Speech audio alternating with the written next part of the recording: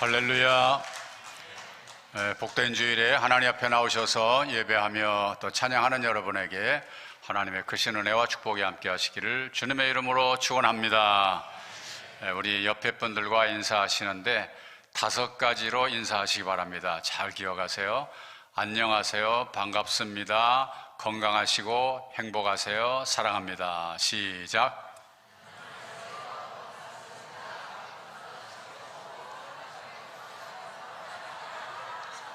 이게 한 번에 안 되는 분은 좀 치매 가능성이 많습니다. 다시 한번 안녕하세요, 반갑습니다, 건강하시고 행복하세요, 사랑합니다. 시작.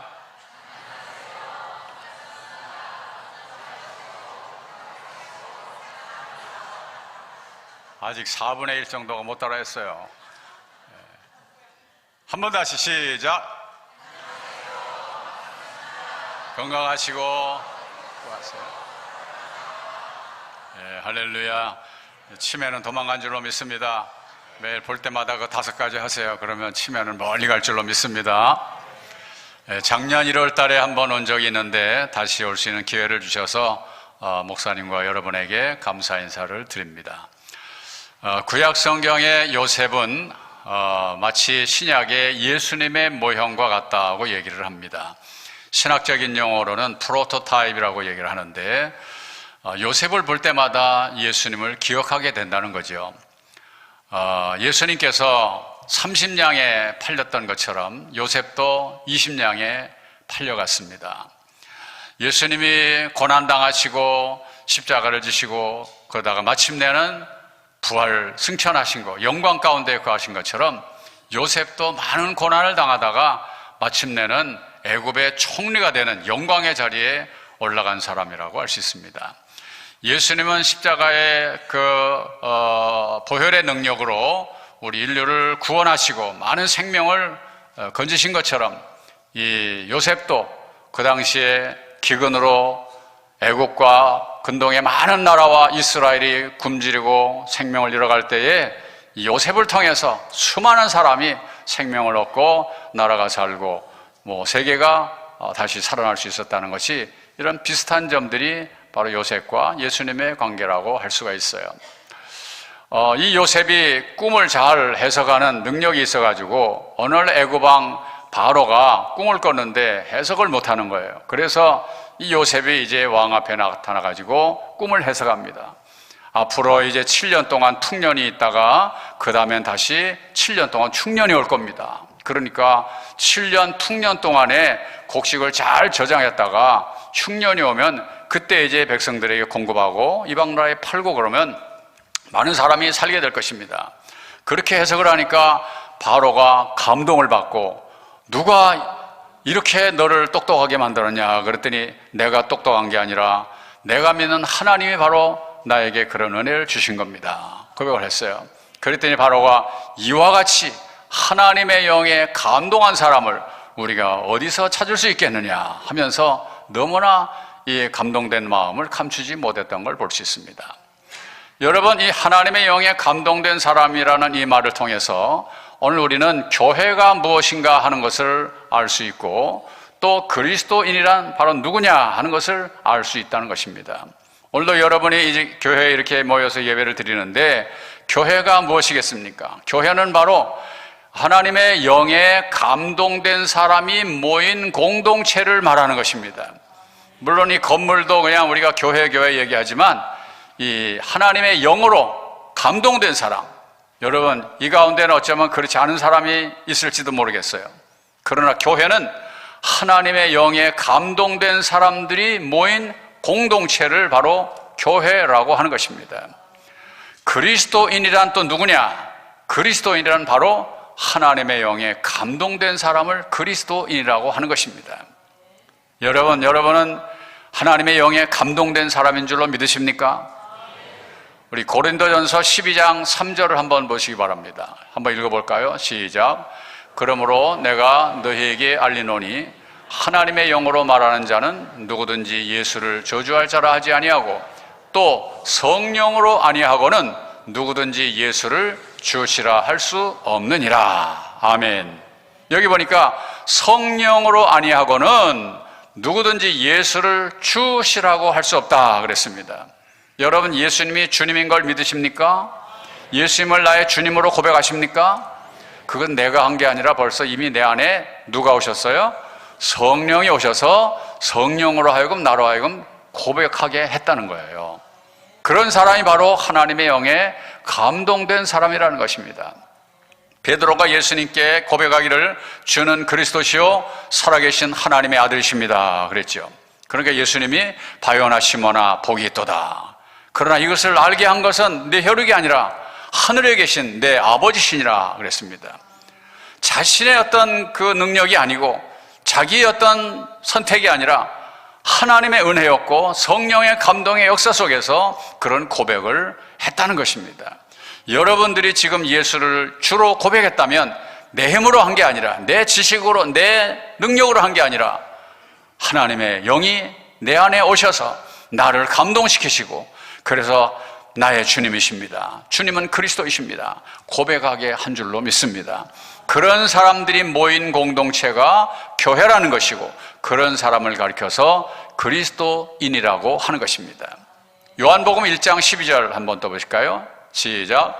영접하는 자 곧 그 이름을 믿는 자들에게는 하나님의 자녀가 되는 권세를 주셨으니. 자, 이렇게 고백한 사람, 영에 감동한 사람은 하나님의 자녀가 되는 권세를 주셨다는 거예요. 여러분, 우리가 하나님의 백성이기도 하지만 하나님의 자녀라는 말이 더 중요한 것입니다. 백성 그러면 좀 그건 제3자예요. 자녀는 직계가족이에요. 상속권은 다른 백성에게 있는 게 아니라 상속권은 바로 자녀에게 있는 거예요. 우리는 하나님 나라의 상속자인 줄로 믿으시길 바랍니다. 우리는 세상의 죄인이고 마귀의 자식이었지만 내가 예수님을 영접하여 그리스도인이 되면서 하나님의 자녀가 되고 하나님 나라를 상속받을 수 있는 이 놀라운 축복을 우리가 받았다는 사실에 우리는 하나님을 찬양하며 영광을 돌려야 할 줄로 믿습니다. 요한복음 3장 16절을 보세요. 시작. 하나님이 세상을 이처럼 사랑하사 독생자를 주셨으니 이는 그를 믿는 자마다 멸망하지 않고 영생을 얻게 하려 하심이라. 뭘 얻게 하려고요? 영생을. 영생이라는 것은 죽지 않고 우리가 이 세상에 살다가 비록 죽을지라도 그러나 내 영혼은 죽지 않고 하늘나라와 연결되어서 영원히 끝이 없는 영생의 하나님의 나라, 그 나라를 우리가 소유하게 되고 그 나라의 상속자가 되었다는 사실입니다. 여러분, 이 사실은 놀랍지 않습니까? 이것이 막 감동되지 않습니까? 막 가슴이 뜨거워지지 않습니까? 여기는 충청도라 그런가 조금 감동이 늦는 것 같으네. 집에 가서 감동 받으시려는가 봐. 그래서 우리는 예수를 믿고 살아가는 삶이 이 땅에서만이 아니라 이제는 우리는 하늘나라를 바라보는 그 소망 가운데서 우리는 하늘나라 백성, 하늘나라 시민, 하나님의 자녀로 우리는 이 땅에서 살아가는 것입니다. 세상 사람들은 그냥 세상의 가치관을 가지고 살지만 뭐 세상의 가치관이 막 이렇게 변하고 저렇게 변하고 변하는 데 따라서 나도 거기에 적응하겠지만 그리스도인은 변함없는 절대적인 하나님 나라의 가치관을 가지고 살아가는 사람이 바로 그리스도인인 줄로 믿으시기 바랍니다. 그래서 우리는 천국을 바라보고 하나님 나라를 바라보면서 이 땅을 바로 천국으로 만들어가면서 천국 삶을 살고 죽으면 하늘나라 가는 천국 가는 이 천국 백성인 줄로 믿으시기 바랍니다. 그런데 오늘날 많은 사람들이 믿지 않은 사람 물론이거니와 믿는 사람 중에서도 하늘나라, 천국, 지옥 그런 게 어디 있어? 내가 교회는 다니지만 꼭 그런 것 때문에 다니는 건 아니야. 뭐 그러면서 목사님이 천국, 지옥에 대한 설교를 하면 지금이 어느 때인데 그런 설교를 하십니까? 21세기 초과학 시대에 무슨 만화 같은 천국, 지옥 얘기를 합니까? 좀 더 고상한 이야기, 좀 더 철학적이고 좀 더 문학적이고 신학적이고 뭔가 쩍쩍쩍 그런 걸 좀 얘기를 하셔야지 무슨 천국, 지옥입니까? 그런 얘기하는 사람도 많이 있어요. 그러나 이 초과학 시대이기 때문에 저는 더 이 천국, 지옥에 대한 설교를 더 강하게 설파해야 한다고 믿습니다. 하나님을 잃어버려가는 이 시대에 하나님 나라와 멀어져 가고 있는 이 시대이기 때문에 오히려 더 강력한 천국과 지옥에 대한 메시지가 필요한 시대가 이 시대라는 거예요. 여러분, 천국 지옥이 있음을 믿으십니까? 정말 믿으십니까? 그러면 그렇게 믿어가지고는 안 되지요. 정말 믿는다면 천국에 내 집이 있고 천국에 보화가 있다고 할 때 그 천국의 보화를 쌓으려고 한다면 그렇게 헌신해가지고 안 되겠죠. 우리는 이 천국에 대한 존재에 대해서 분명한 확신을 가져야 됩니다. 이 천국 지옥을 부정하던 것이 언제부터 시작했냐 하면 14세기부터 시작했어요. 저 유럽에 흑사병이 막 퍼지기 시작할 때 페스트라고 하는 이 흑사병으로 유럽이 얼마나 많은 사람이 죽었냐면 그 당시에 2,500만 명이 죽었다고 그럽니다. 여기는 놀라지를 않으셔. 다 우왕청심환을 먹고 왔나 봐. 페스트로 2,500만 명이 죽었고요. 요즘에 우리가 코로나 겪었는데 코로나로 죽은 사람이 세계적으로 몇 명인지 아십니까? 700만 명이 죽었다고 합니다. 우리 교회도 젊은 아가씨가 반주자가 코로나로 죽었어요. 교회가 아주 그냥 난리가 났었어요. 700만 명이 죽었습니다. 그런데 이제 14세기 이 페스트가 만연할 때 처음에는 이제 막 죽어갈 때 사람들이 저 사람은 죄가 많아가지고 천벌받은 거야. 이제 막 이런 생각을 했어요. 그래서 교회에서도, 그때는 다 캐톨릭이니까, 교회에서도 이제 뭐 처음에는 뭐 장례식도 안 해주려고 그러고, 저건 저주받은 거다, 막 이래가지고. 그러면서 조금씩 이제 그게 많아지니까 교회에서 기도하기 시작했어요. 하나님 도와주세요. 살려주세요. 우리 이 페스트 없어지게 해주세요. 그런데 안 없어지는 거야. 점점 더 퍼지고, 사람들은 점점 막 죽어가는데, 자기들이 뭐 죄인만 죽는 줄 알았더니 이제 보니까 막 그냥 아무나 막 죽는 거야, 막 죽는 거야. 심지어는 신부도 죽어요. 왕도 죽어요. 교황도 죽어요. 그러니까 사람들의 마음속에 하나님이 어디 있어? 기도해봐야 소용없는데 천국, 지옥 그런 게 어디 있어? 그런 생각들이 조금씩 퍼져나가기 시작한 것입니다. 그러다가 17세기, 18세기가 되면서 소위 계몽주의 시대가 도래합니다. 계몽주의는 여러분이 아는 것처럼 인간의 이성을 자랑하고 지성을 자랑하고 어떤 인간의 인본주의를 주장하는 그런 시대 아닙니까? 그래서 르네상스 시대가 도래하고 문해부흥은 일어나지만, 그러나 그 이전까지는 모든 사고가 신본주의, 하나님 중심이었지만 이 계몽주의가 시작되면서 사람 중심, 인본주의 시대가 되는 것입니다. 그래서 그림 같은 것도 과거에는 성화만 그렸어요. 하나님에 대한 그림, 뭐 예수님 그림, 조금 더 나가서 제자들 그림, 뭐 사도 바울 그림, 베드로 그림, 아니면 뭐 성모 마리아 그림, 이런 것만 그리고 일체 다른 사람은 절대 그림을 못 그리고 자연에 대해서도 그림을 안 그렸어요. 그러나 문해부흥 시대가 도래하면서 인간이 이제 강조되고 인간의 위대성을 이제 표현하니까 드디어 그림도 그런 성화가 아니라 자연인을 대상으로 해서 그리기 시작합니다.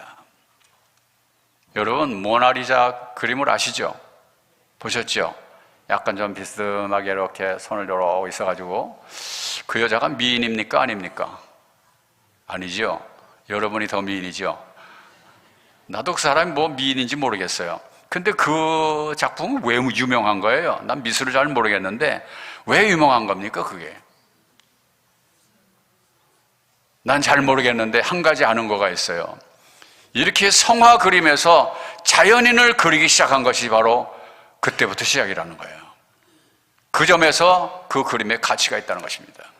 인간을 그리기 시작했다는, 사람을 높이기 시작한 거예요. 그러다가 이제 19세기가 되니까 소위 자유주의 시대가 돌아옵니다.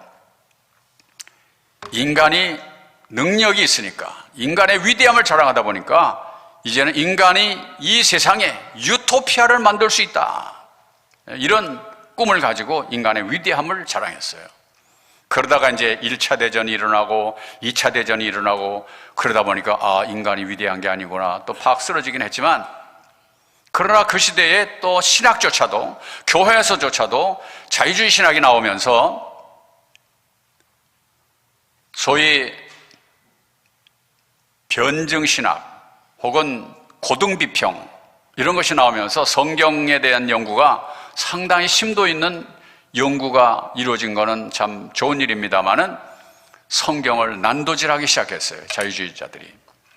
그래서 이거는 후대에 첨가한 글이고 이건 뭐 옛날에 원본에 없는 얘기고 뭐 이러면서 성경을 하나님의 말씀이라기보다 그냥 인간의 저작물로 보려고 하는 이런 위기가 19세기에 도래하게 됩니다. 그러면서 하나님 나라, 천국, 지옥 그런 게 어딨냐? 심지어 신의 죽음 신학도 나와요. 신은 없다, 죽었다. 20세기가 도래하면서 20세기 말에 여러분 잘 아시는 포스트 모더니즘 시대가 돌아옵니다. 그러면서 신막스주의가 등장하죠.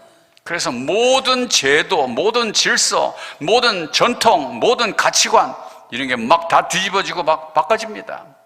전에 내려오던 모든 관습이 한 번에 다 그냥 무너져 버려요. 여러분, 이 20세기의 공산주의자들이 이제 마크스의 영향을 받아서 공산주의가 일어났다가 공산당이 다 망했잖아요. 북한도 뭐 다 거지가 됐고, 뭐 중국도 그래서 이제 대충 이제 섞인 공산주의고, 러시아도 그렇고 공산주의가 망했어요. 공산주의자들이 왜 공산당이 망했나를 생각해 보니까 자기들은 유물주의였거든요. 무신론자였거든요. 근데 기독교는 유신론자이고 물질 우상이 아니라 하나님을 섬겨야 복을 받는 거다. 그러니까 공산당이 망한 것은 저 기독교 때문이다.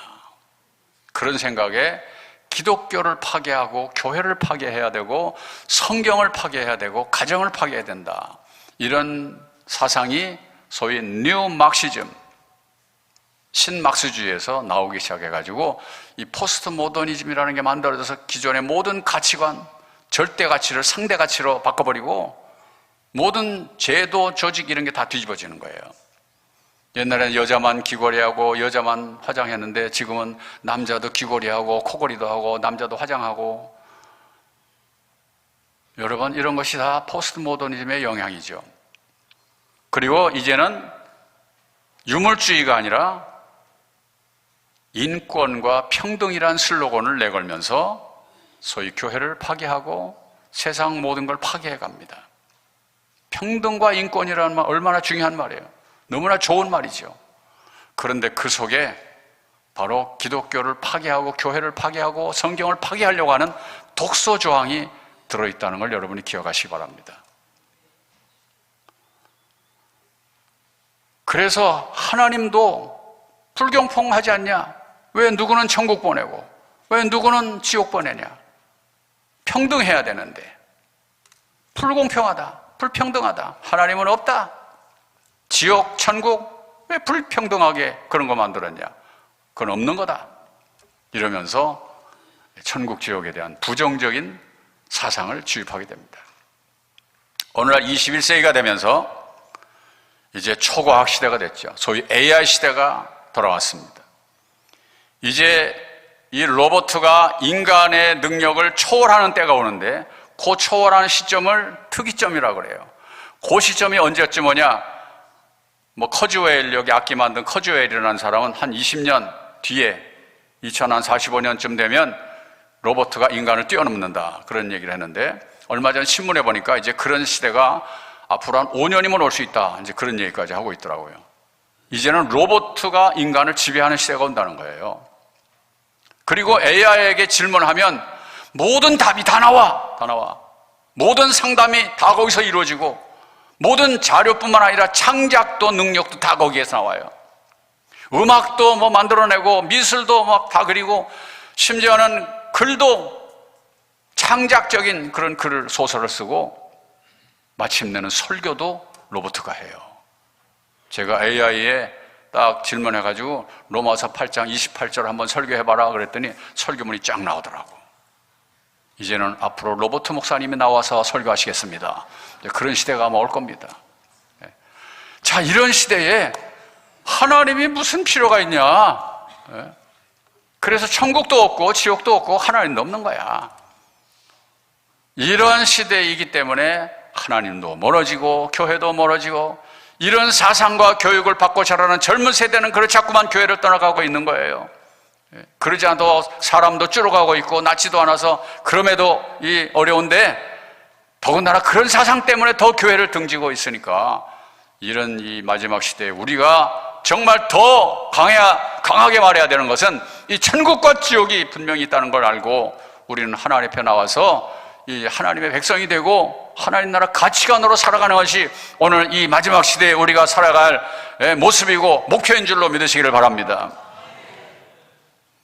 누가복음 16장에 보게 되면 부자와 나사로 얘기 나오죠. 예수님께서 직접 천국 지옥이 있다는 걸 말씀합니다. 부자가 호의호식하다가 죽어서 음부에 떨어졌다, 지옥에 떨어졌다. 그러나 거지 나사로는 비록 세상에서 거지처럼 살았지만 그는 마침내 죽어서 천국으로 올라가 아브라함 품에 안겼다. 거기 천국 지옥이 분명히 얘기 나오잖아요. 이건 제자들이 말한 게 아니에요. 베드로가 말한 게 아니에요. 바울이 말한 게 아니에요.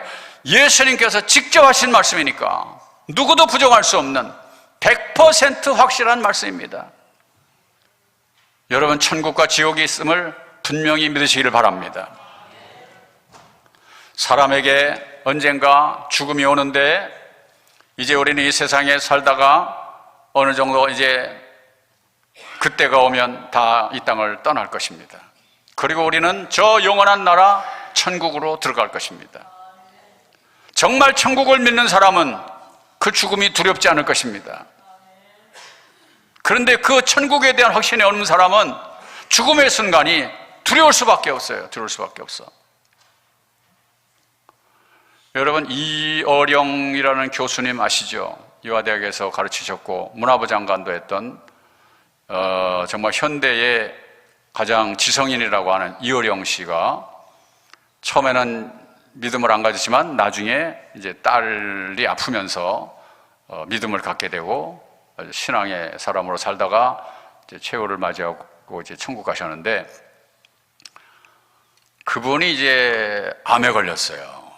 암에 걸려서 처음에 이제 수술해서 조금 낫는데 이게 재발해가지고 병원에 갔는데 재발한 건 더 이상 손을 쓸 수가 없습니다. 그러니까 이분이 그러면 난 더 이상 치료 안 받겠습니다. 병원에서 퇴원했어요. 난 죽음을 그냥 맞이하겠습니다. 집에서 맞이하겠다고 퇴원했어요. 아직 좀 이제 말도 하고 움직일 수 있고 좀 그런 시간이 좀 있잖아요. 그때 어떤 기자가 이 여령 교수를 찾아갔습니다. 그래서 이제 그분에게 질문을 하는 거예요. 교수님, 지금까지 인생을 참 여러 가지 화려하게도 사셨고 최고의 지성인으로 사셨는데 이제 죽음을 앞에 놓고 계시는데 죽음을 뭐라고 생각하십니까? 그랬더니 가만히 있다가 죽음은 내가 젊었을 때는 죽음을 마치 호랑이가 철장 안에 갇혀 있는 것 같이 그런 게 죽음이라고 생각했다는 거예요. 여러분, 철장 안에 호랑이가 갇혀 있으면 호랑이는 무섭지만 갇혀 있으면 무서워요, 안 무서워요? 안 무섭지. 뭐 갇혔는데 뭘 무서워. 같이 야옹야옹하고 놀지. 그런데 이제 죽음이 임박하니까 지금은 그 호랑이가 철장을 튀어나와서 나에게 달려오는 것 같습니다. 그렇게 얘기하더래요. 그러니까 두렵다는 거예요, 안 두렵다는 거예요? 두렵다는 거죠. 그 믿음 있는 사람도 그 지성인도 자기에게 죽음의 날이 다가오니까 철장에 갇혀있던 호랑이가 튀어나와서 자기한테 달려드는 것 같은 그런 두려움이 있더라는 거예요. 이건 자기 얘기가 아니고 저 하버드 대학의 유명한 죽음의 학자라고 하는 엘리자베스 퀴블러로스라고 하는 사람이 있는데 이분이 쓴 책 가운데 생의 수레바퀴라는 조그마한 책이 있습니다. 이 책에 보면 그 얘기가 나와요. 그러면서 죽음을 연구한 그분이 적어도 하버드 대학 교수니까 그냥 뭐 아무렇게 하는 얘기가 아니죠. 모든 자료와 또 죽음에 임박한 사람 또는 죽었다가 살아난 사람, 이런 사람들을 한 2만여 명 만나가지고 인터뷰를 한 결과 그 내놓은 얘기가 있어요. 여러분, 죽었다 살아난 사람을 봤습니까? 저는 봤어요. 제가 공군 군목으로 있었는데 저 경남 사천에 비행장에 근무할 때 그 어떤 여집사님이 죽었다가 살아났어요. 며칠 만에. 근데 그분 얘기하고 이 엘리자베스 퀴블러-로스라고 하는 하버드 대학 교수가 하는 얘기가 똑같더라고요. 똑같아요. 그냥 하는 얘기가 아니고 2만 명을 인터뷰했는데 죽음을 경험한 2만 명 공통점을 이야기하는데, 사람이 죽으면 그 영혼이 쏙 빠져나가서 죽은 자기를 이렇게 내려다본대요. 그 집사님도 그 얘기하더라고요. 그러면서 자기를 막 붙들고 막 우는 남편과 아이들이 있는 걸 자기가 눈으로 보면서 여보 나 여기 있어 하는데 못 알아듣더래. 그리고 두 번째가 그 영혼이 보고 싶은 사람이 있잖아요. 그래서 어떤 사람 눈 뜨고 죽는 사람도 있다는데, 그런데 보고 싶은 사람이 만약에 참 미국에 있어. 그럼 어떻게 보겠어요? 못 보고 죽는 거지. 근데 영혼은 죽어서 뿅 나와가지고 순식간에 뭐 지구를 몇 바퀴라도 순식간에 돌고 딱 보고 간다는 거예요. 그러니까 못 봤다고 너무 아쉬워할 거 없어요. 그때 가면 다 볼 거니까. 그리고는 그 다음에 무슨 숲을 지나간다든지 아니면 다리를 건너간다든지 무슨 강을 지나간다든지 뭐 그런 과정이 있대요. 조금 사람마다 좀 부류가 좀 다른가 봐. 그러다가 또 어떤 사람은 동굴 같은데, 터널 같은데 캄캄한 데를 지나다가 갑자기 환한 빛의 세계가 탁 나타난다는 거예요. 그러면 그 빛의 세계가 얼마나 편안한지, 너무나 편안해가지고 다시는 돌아가고 싶지 않은 그런 마음이 들 정도로 그렇게 아주 편안한 그런 빛의 세계가 자기에게 나타난대요. 그러다가 이제 무슨 음성이 들리는데, 너는 누구냐? 뭐 하다가 왔느냐? 이제 그런 음성이 들린다는 거야. 안 믿는 사람은 그게 아마 염라대왕의 소리일 거고, 우리 믿는 사람은 이제 하나님의 음성이겠죠. 그런데 살아 돌아온 사람은 너는 왜 지금 왔냐? 벌써 왔냐? 너는 사명이 있으니까 좀 더 있다가 오거라. 다시 가거라. 그래가지고 살아온 사람은 다시 살아난 사람이래, 그 사람이. 이런 과정이 그 죽음을 경험한 사람들에게 거의 똑같이 일어나더라는 거예요. 그 우리 집사님 그 경험한 사람도 똑같이 얘기하더라고요. 옛날 어른도 그런 얘기를 좀 한 얘기 좀 들은 적이 있어요. 근데 그 학자가 얘기한 거니까 이건 뭐 분명할 수밖에 없죠. 그래서 우리가 죽음을 두려워하는 경우가 있는데, 천국을 분명하게 확신하는 사람. 옛날 김알람 박사는 그래서 나는 장례식 때 장성곡을 하지 마시고 할렐루야를 불러주시오. 나는 그때 바로 하늘나라 입성하는 날이니까 얼마나 기쁘고 즐거운 날인데 왜 장성곡을 부르냐고, 나에게는 할렐루야를 불러달라고 그랬다고잖아요. 예. 여러분도 그런 믿음으로 할렐루야를 부르면서 하나님 앞에 나가기를 주님의 이름으로 축원합니다. 그런데 오늘날 사람들이 그 천국에 대해서는 관심이 없고 하늘나라에 대한 관심이 없더라 이 말이에요.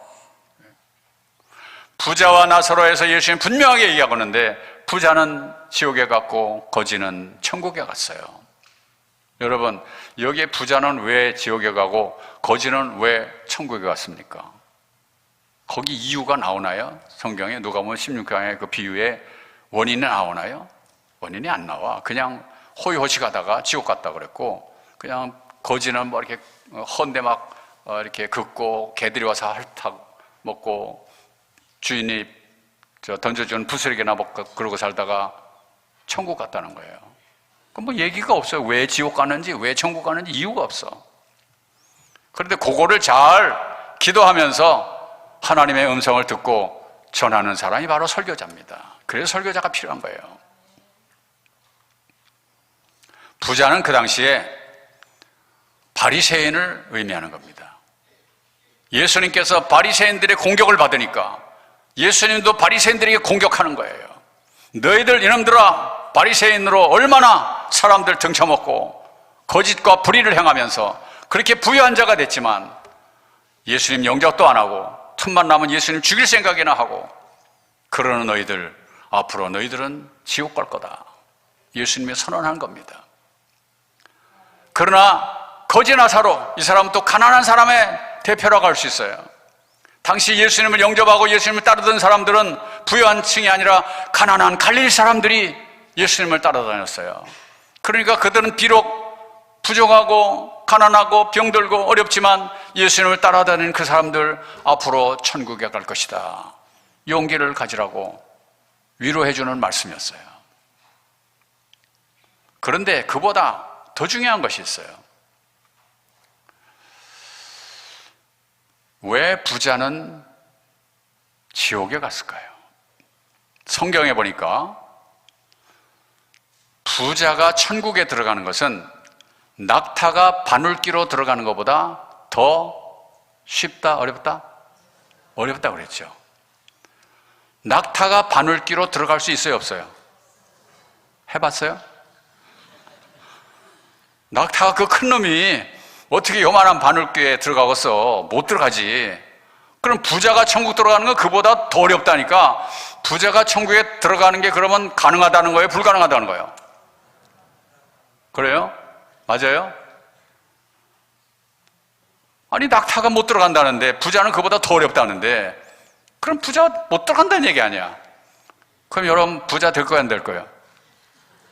맨날 부자 되게 해주세요, 복 받게 해주세요, 맨날 그러는데 복 받으면, 부자 되면 천국 못 들어가게 생겼는데 부자 되겠어요? 그러니까 제자들이 물었어요. 아, 예수님, 그럼 누가 천국 들어갑니까? 그랬더니 예수님 말씀이 사람으로는 할 수 없으나 하나님으로는 할 수 있느니라 그랬습니다. 그 말이 뭡니까? 여러분 보세요. 부자가 된 사람들은 여유가 생기면 하나님에게 관심이 없다 이 말이에요. 예, 그렇잖아요? 뭐 내가 먹고 살 거 충분히 있고 나 잘 사는데 뭐 기를 쓰고 내가 뭐 하나님 찾을 이유가 어디 있어요? 그 마음이 다 해이해지고, 조금만 비 오면 아유 비 오니까 오늘 가지 말자, 조금 추우면 아유 추우니까 가지 말자, 이런 하나님에 대한 목마름이 없다 이 말이에요. 목마름이. 예, 그러니까 부자가 천국에 들어가기 쉽지 않다는 거예요. 넉넉하면 그렇단 말이에요. 오늘 옛날 60년대 70년대 우리가 배고프고 힘들 때 막 새벽기도 마룻바닥 추워도 애 들쳐갖고 와서 막 주여 주여 찾고 그러던 시대가 있었는데, 지금은 배부르고 등 따스니까 새벽기도가 어디 있어요? 금요철야가 어디 있어요? 그냥 주일 예배도 겨우 나오고 목마름이 없잖아요. 목마름이. 그러니까 부자가 들어가기 어렵다는 거예요. 부자라고 다 못 들어간다는 얘기가 아니야. 부자라도 내게 목마름이 있어서 마치 사슴이 시냇물을 찾아 갈급해한과 같이 내 영혼이 주를 찾기에 갈급하나이다, 다윗이 말한 것처럼 그런 부자에게도 갈급함이 있는 사람은 주님을 찾으며 마침내 천국을 소유하게 된다 이 말이에요. 믿습니까? 오늘 여러분 잘 되고 있습니까? 여러분 부자입니까? 성공했습니까? 그럴 때 하나님을 멀리하지 말고, 하나님에 대한 목마름을 잃어버리지 말고, 세상 쫓아가지 말고, 그럴 때일수록 오히려 주님께 더 목말라 주님을 찾는 여러분 되기를 주님의 이름으로 축원합니다. 목마른 사슴이 뭐냐? 이스라엘 나라에 건기가 있고 우기가 있어요. 우기 때는 시냇물이 절절절 흐르지만 건기가 되면 바싹 말라가지고 시냇물이 아주 그냥 먼지만 풀풀 날립니다. 그때 사슴이, 암사슴이 새끼들 데리고 물을 먹여야 되는데 물이 없잖아요. 그러니까 이 사슴이 이 시내의 자갈밭을 코로 막 부비는 거야, 물을 찾으려고. 그러니까 코가 막 해지고 입이 해지고 피가 줄줄 나고 그런 아픔을 견디면서도 물을 찾으려고 하는 이게 바로 사슴이, 목마른 사슴이 시냇물을 찾아 갈급한 바로 그거다 이 말이에요. 그런 심령으로 하나님에 대한 목마름이 있는 사람, 이런 사람은 천국 간다 이 말이에요. 할렐루야. 우리가 잘 사는 것만 중요한 게 아니에요. 복 받는 것만 중요한 게 아니에요. 하나님 왜 복을 안 주냐? 복 주면 너 그렇게 목마름이 없을 것 같으니까 하나님 복 안 줘서 계속 부르짖게 하고 있는지 몰라. 여기 또 나사로, 거지 나사로는 왜 천국 갔냐? 거지라고 다 천국 갑니까? 가난하다고 불쌍하다고 다 천국 갑니까? 그것도 아니에요. 예수님 가난한 자 편에 서줬지만 그러나 가난한 사람이라고 다 구원받는 게 아니에요. 여기에 이 거지 나사로에 나사로라는 이름이 붙어 있죠. 부자에게는 이름이 없고. 그리고 예수님이 하신 모든 비유는 거의 주제가 하나님 나라입니다. 하나님 나라에 대해서 말씀할 때 씨 뿌리는 비유도 있고 가라지 비유도 있고 다 이런 비유들이 나오는데 탕자의 비유도 있고. 그런데 다른 비유들 보면 사람을 이렇게 등장시켜서 하는 비유 가운데 사람 이름을 표시한 비유는 다른 데는 하나도 없어요. 요 부자와 나사로 비유에만 거지 나사로 요 이름이 거기에만 있어. 요건 몰랐죠? 어디 가서 얘기하지 말아요. 이거는 여러분만 아셔. 나사로라는 이름이 이 사람에게만 붙어 있어. 왜 그랬을까? 이름이 딱 있다는 것은 실제 인물이라는 거예요. 예수님 비유로 말씀하셨지만 실제 인물을 놓고 말씀하셨다는 거예요. 거짓말이 아니라는 얘기예요. 두 번째, 나사로라는 이름의 뜻이 뭐냐? 아시는 분? 나사로의 이름 뜻이 뭘까요? 여러분들의 이름도 다 뜻이 있죠. 저는 클 홍자에다가 별 규자입니다. 저는 또 최가인데 높을 최야. 높고 큰 별이라는 거예요. 우리 아버지가 얼마나 이름을 잘 지었는지 몰라. 그래서 맨날 높은 데서 이렇게 얘기하잖아요. 나사로라는 말은 하나님은 나의 도움이십니다. 그런 뜻입니다. 따라해보세요. 하나님은 나의 도움이십니다. 아멘, 아멘. 이름이 좀 안 좋은 사람은 그냥 나사로라고 바꿔버려요. 하나님은 나의 도움이십니다. 그런 이름을 가진 거예요. 그러면 그 이름을 누가 지어줬을까? 부모님이 줬을 거 아니에요, 부모님이. 그러면 부모님이 하나님은 나의 도움이십니다 라고 자식한테 이름을 붙여줄 정도면 그 부모님은 믿음이 있는 사람이 없는 사람이에요? 믿음이 있는 사람이지. 그런 그 믿음의 가정에서 자란 이 나사로는 그러면 또 믿음이 있을까 없을까? 당연히 믿음이 있지요. 그러면 그런 믿음의 집안에서 태어나고 믿음으로 살아온 이 나사로가 그럼 복을 받아서 잘 살아왔어야지 왜 또 거지가 됐냐 이 말이에요. 난 또 그것이 궁금해. 여러분 성경을 보면서 이렇게 파고들어야 돼. 어떤 때는 그래야 설교거리가 나오지. 왜 복을 받았으면 부자가 돼야지? 왜 여호와를 잘 경외하면 복을 받는다? 3대 4대까지 1000대까지 복을 받는다. 이랬는데 왜 이 사람은 왜 거지가 됐냐 이 말이에요. 여기서 우리가 깨달을 거 있어요. 예수 잘 믿고 하나님 잘 믿어도 어려울 수도 있고 병들 수도 있고 망할 수도 있고 가난할 수도 있고 심지어 죽을 수도 있다는 걸 인정해야 한다는 거예요. 물론 믿고 잘 되는 사람도 있죠. 믿고 복 받는 사람도 있어요. 그런데 100이면 100 다 그렇게 되는 게 아니에요. 안 되는 사람도 있는 거예요. 그럼 안 되는 사람 보고 너는 복도 지질이 없네 그래 너 저주받아 그래 그런 소리 하지 말어. 함부로 그런 얘기 하지 마세요. 병들었다고 너 죄 받아서 그래 그런 소리 하지 말아요. 내가 믿음 생활 잘해도 병들 수 있고 믿음 생활 잘해도 망할 수 있고 가난할 수 있어요. 아니 제자들은 복 받았나요? 다 순교당하고 다 비참하게 죽었는데 그럼 다 저주받았게?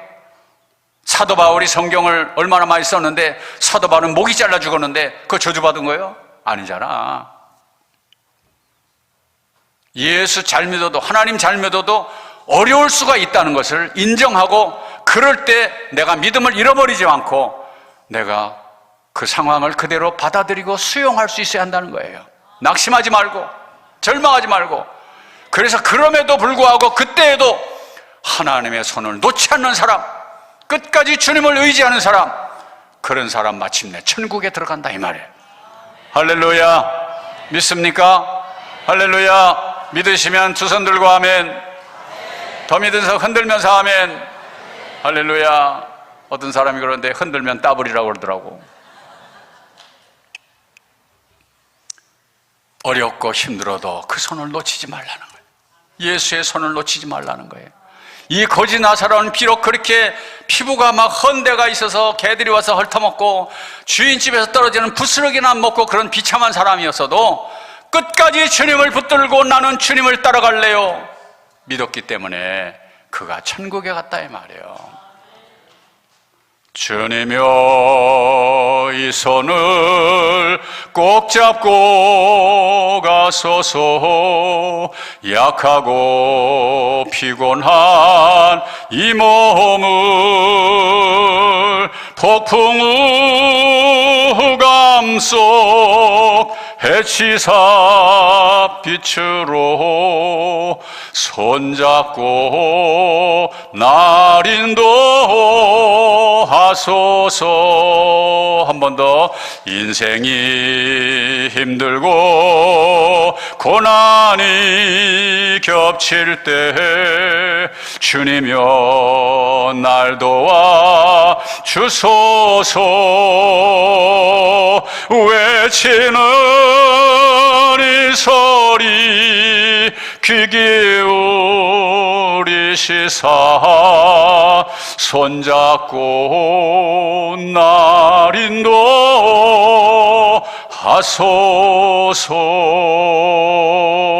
할렐루야.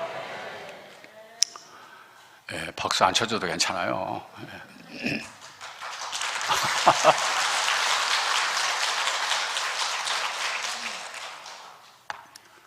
제가 평생 목회하면서 40년을 목회하고 은퇴했는데 제일 하고 싶었던 것이 성가대가 좀 하고 싶었어. 근데 맨날 설교해야 되니까 어떻게 성가대를 해요? 늘 한이 돼서 난 언제나 성가대원 해볼까. 근데 은퇴하고 하려고 그랬더니 다 안 시켜주더라고. 그래서 제가 우리나라뿐만 아니라 아주 세계적으로 유명한 지휘자가 있어요. 윤학원 교수라고 아시나요? 그분이 하는 윤학원 코랄이라고 합창단이 있는데 거의 다 전공한 분들이고 나이 많아야 한 40, 50대 정도 되는데 제가 거기 가서 정식으로 오디션을 해가지고 제가 합격을 해서 지금 그 단원으로 노래하고 있는데 제가 최고령자입니다. 제일 나이 많아요.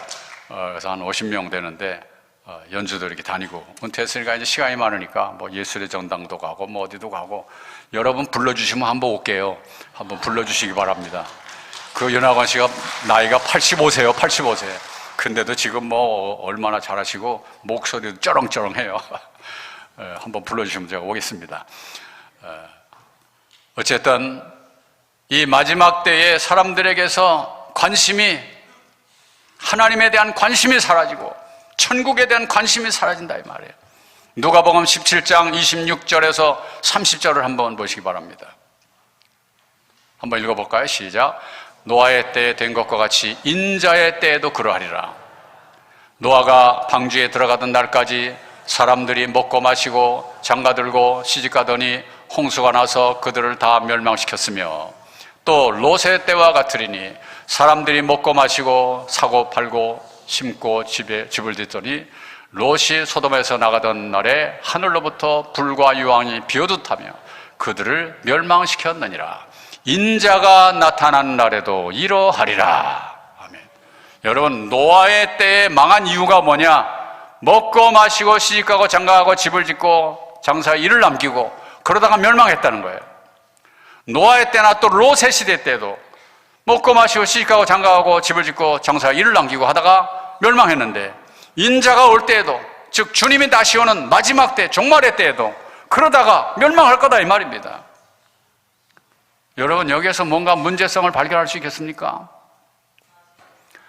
노아 시대 때 먹고 마시고 시집가고 장가가고 집을 짓고 장사에 일을 남기고 거기서 잘못된 거 뭐 있어요?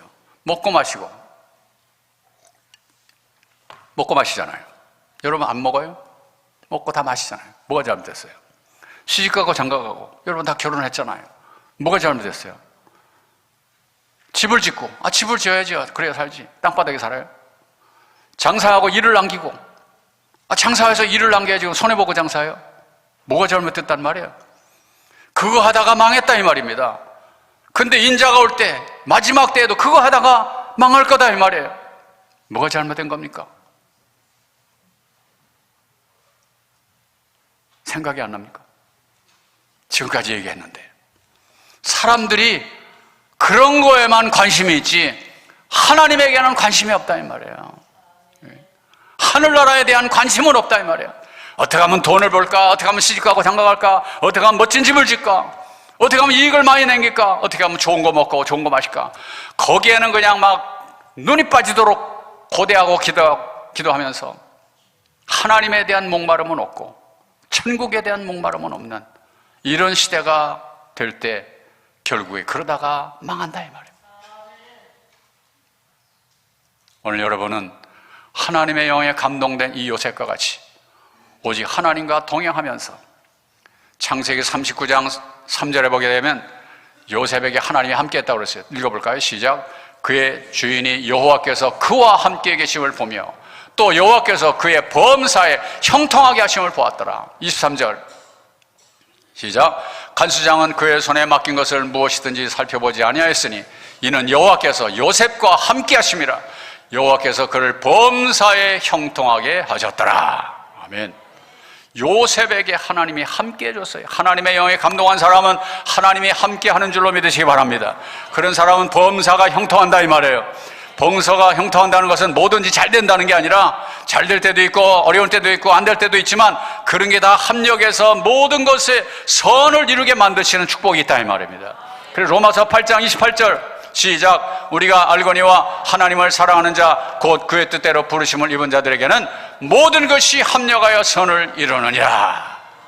올라갈 때가 있고 내려갈 때가 있고 날 때가 있고 죽을 때가 있고 잘 될 때가 있고 안 될 때가 있고 건강할 때가 있고 병들 때가 있고 그럴 때가 있지만 합력해서 선을 이루시는 분이 바로 이 하나님의 영에 감동한 사람, 하나님이 이끌어주는 인도하시는 그런 사람이다 이 말이에요. 믿습니까? 어떤 왕이 있는데 그 옆에 늘 따라다니는 재상이 왕이 무슨 말만 하면 재상은 왕이시여 잘 됐습니다 잘 됐습니다 맨날 그 소리만 하더래요. 그래서 너네만 뭘 이렇게 맨날 잘 돼서 그만이야. 그래서 잘 됐습니다 그러는 거야. 이 왕이 한번 사냥을 가는데 재상을 데려다 갔어요. 그러다가 그만 총이 오발되는 바람에 이 왕이 손가락이 부러졌어. 그런데 옆에서 이 재상이 잘 됐습니다 그러는 거야. 그러니까 왕이 기분 나빠가지고 이놈아 뭐가 잘 돼서 이 손가락이 부러졌는데 저놈을 감옥에 쳐넣어라. 감옥에 갔어요. 그랬더니 잘 됐습니다 그러는 거야. 저런 등신 같은 놈 있나. 어느 날 또 이제 왕이 좀 낫고 그래가지고 사냥을 또 갔어요. 그런데 이 사냥감을 막 얼마나 빨리 쫓아갔는지 수영원과 그냥 멀리 떨어져가지고 자기 혼자만 쫓아가게 된 거예요. 한참 가다 보니까 아무도 없고 모깃감도 그냥 멀리 달아나 버렸어요. 자기 혼자 남았어. 근데 보니까 그 지역이 식인종 지역이더래. 식인종. 아이고 큰일 났네. 이거 나 사람 잡아먹는 사람들이고 큰일 났네. 그러는데 아니나 다를까 이 식인종들이 막 창을 들고 호이호이호이 하고 춤을 추면서 나타난 거야. 그래서 제단에다 막 이렇게 쌓고 막 그 위에다가 올려놓고 막 불을 지르려고 이제 하려고 그러는데 먼저 제단에 올리기 전에 몸 검색을 싹 하더래. 그러더니 손가락이 하나 없는 걸 보더니 추장이 그러더래요. 이거 불량식품이구만. 야 갖다 버려라 그래가지고 살아났다는 거야. 그때 이 재상이 생각이 나가지고 그놈이 그거 잘됐다 그런 게 진짜 맞네. 그래서 이제 어떻게 와가지고 야 그 재상을 빨리 풀어줘라 그랬대요. 풀어주니까 또 잘 됐습니다 그러더래. 뭐가 또 잘 됐냐 그랬더니 재상이 그러는 거야. 왕이시여, 왕이 사냥 갔을 때 내가 만약에 쫓아갔으면 나는 온전한 식품이라고 그냥 잡아먹을 뻔했는데 안 가는 바람에 이렇게 살아나지 않았습니까? 잘 됐습니다. 그래 네 말이 맞다 그랬대. 여러분 안 될 때도 있고 잘 될 때도 있지만 하나님을 사랑하는 자 곧 그 뜻대로 부르심을 입은 자 하나님의 자녀된 백성 천국의 가치관을 가지고 사는 사람 하나님의 영에 감동된 사람 모든 것이 합력하여 선을 이루게 될 줄로 믿으시기를 바랍니다. 우리 옆에 사람하고 인사하세요. 우리 하나님의 영에 감동됩시다. 나보고 하지 말고 옆에 사람 보고 시작. 하나님의 영에 감동됩시다. 우리 우암교회가 우리 기장에서 참 훌륭한 교회로 옛날부터 유명해졌는데, 제가 여기 청주에 비행장에 근무할 때 엄기현 목사님 목회하실 때 가끔 와서 설교한 적이 옛날에 있는데, 그때하고 지금하고 보니까 참 많이 교회도 좋아지고 그랬는데, 앞으로 더 훌륭하게 누구든지 이 성전에 들어오기만 하면 하나님의 영에 감동되어서 성령의 충만을 받고 모든 범사가 형통하고 하늘나라의 가치관을 가지고 이 땅에서 흔들리지 말고 어떤 경우에도 믿음으로 승리하다가 하나님 나라에서 만날 수 있기를 주님의 이름으로 축원합니다. 축원합니다. 축원합니다.